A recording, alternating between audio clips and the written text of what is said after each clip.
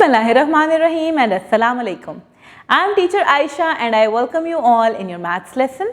And जैसा कि आप जानते हैं कि हम कर रहे हैं अपनी मैथ्स की बुक फॉर 4+ years.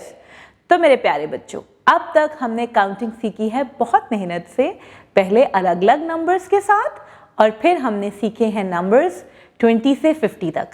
आज हम काउंटिंग करेंगे, पूरी काउंटिंग करेंगे 0 से 50 तक.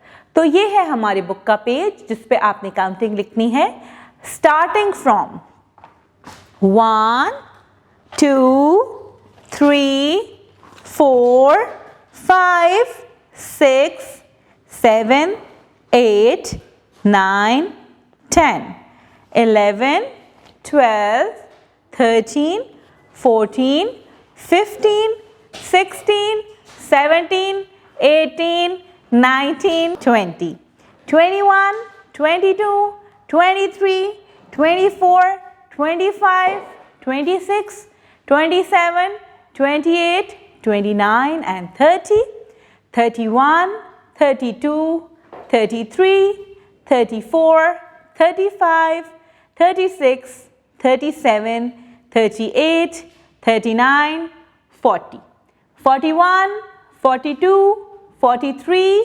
44 45 46 47 48 49 and 50. There is a teacher's note. Ask the students to write numbers from 1 to 50.